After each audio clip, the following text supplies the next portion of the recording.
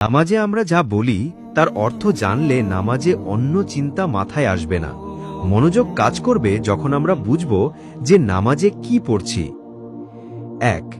নামাজে দাঁড়িয়েই প্রথমে আমরা বলি আল্লাহু আকবার, অর্থ আল্লাহ মহান। ২. তারপর পড়ি সানা। সানায় আমরা আল্লাহর প্রশংসা করি, নিজের জন্য দোয়া করি। সুবহানাকা আল্লাহুম্মা ওয়া বিহামদিকা ওয়া তাবারাকাসমুকা ওয়া তাআলা জাদ্দুকা ওয়া লা ইলাহা গায়রুকা, অর্থ হে আল্লাহ, তুমি পাক পবিত্র, তোমারই জন্য সমস্ত প্রশংসা, তোমার নাম বরকতময়, তোমার গৌরব অতি উচ্চ, তুমি ছাড়া অন্য কেহ উপাস্য নাই। ৩. তারপর আমরা শয়তানের প্রতারণা থেকে আশ্রয় চাই এবং বলি আউযু বিল্লাহি মিনাশ শাইতানির রাজিম, অর্থ বিতাড়িত শয়তান থেকে আল্লাহর নিকট আশ্রয় প্রার্থনা করছি। ৪.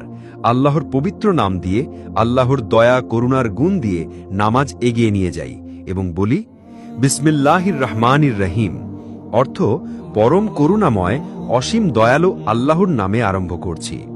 ৫. এরপর আমরা সূরা ফাতিহা দিয়ে নামাজ শুরু করি।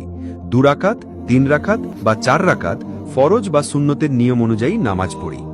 ৬.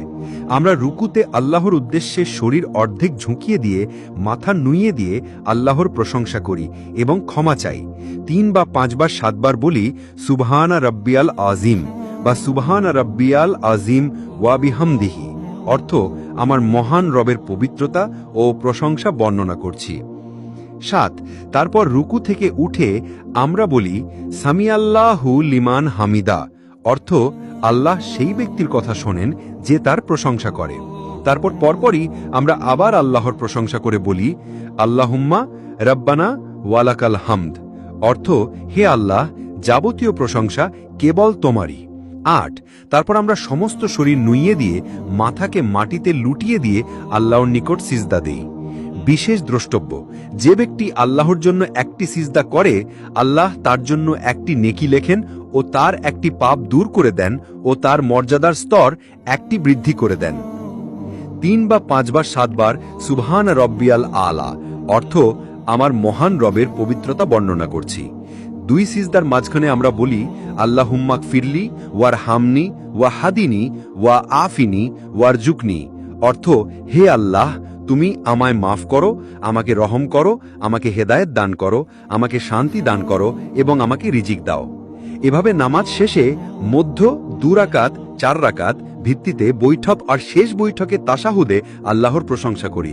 রসুল সাল্লাল্লাহু আলাইহি ওয়াসাল্লামের প্রতি দুরূদ পেশ করে নিজেদের জন্য দোয়া করি। দোয়া মাসুরা পড়ি।